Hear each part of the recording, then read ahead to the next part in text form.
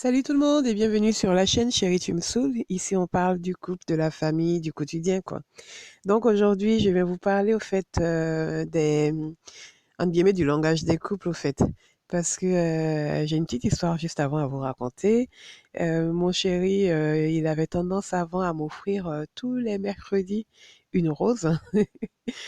Parce que pour lui, c'était le signe de son amour et patati et patata. Et puis voilà. Donc au début, moi, ça me touchait. J'étais flattée, quoi, qu'il m'offre une rose. Et tous les mercredis, il achetait sa petite rose, il me l'offrait. Je trouvais ça super mignon. Mais bon, au bout de quelques mois, il n'y avait plus déjà l'effet de surprise, au fait, parce que je savais que mercredi, j'allais avoir la rose. Et puis voilà, même lui, quand il n'avait pas le temps d'aller chercher la rose et tout, il s'en voulait, ça devenait compliqué et tout. Le lendemain, il fallait qu'il court aller chercher la rose et tout. Donc, et plus ça allait, moins c'était intéressant en fait.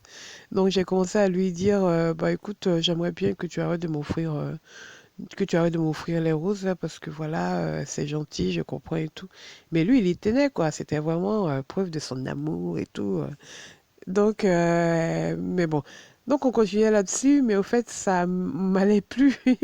Ça m'allait plus pourquoi. Donc un jour, je lui disais de ne plus m'offrir, et puis bon, on s'est un petit peu clashé par rapport à ça, parce que lui me faisait preuve de son amour, et puis moi, je refusais.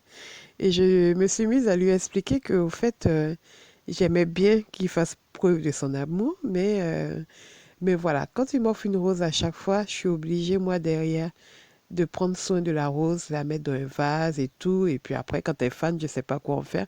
Donc, je la conservais. Et puis, bah, je me suis rendu compte que ça me demandait beaucoup de travail parce qu'après, il fallait la faire sécher, il fallait trouver un endroit où la mettre. Et puis, j'osais pas la jeter après, quoi. Donc, ça demandait toute une logistique d'entretien qui me demandait encore beaucoup au quotidien, sachant que j'avais toutes les tâches quasiment toutes les tâches de la maison reposaient sur moi, quoi. Et rajouter ça en plus, c'était un petit peu trop.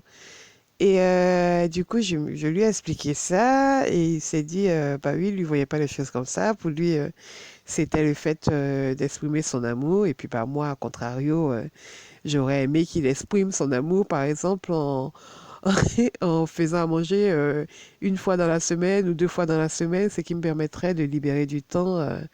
Et puis bah moi de faire d'autres choses quoi. Et voilà, donc du coup finalement on s'est accordé là-dessus et voilà. C'était pour expliquer là par rapport à quand on vit en couple, à ce que à ce que l'autre exprime qui n'est pas compris de la même façon d'un partenaire à un autre. Quand on parle pas le même langage de l'amour, des gestes aussi anodins que ceux-là peuvent être mal interprétés et peuvent plus être sujets à prise de tête qu'à amour simplement quoi. Donc c'est important de savoir entre guillemets le langage de notre partenaire, de savoir quand il fait ça, qu'est-ce que ça veut dire, ou quand elle fait ça, qu'est-ce que ça évoque chez elle pour pouvoir vivre en harmonie sa vie de couple. Donc voilà, c'était ce dont je voulais parler aujourd'hui. J'espère que vous ça va et puis je vous dis à très bientôt. Salut!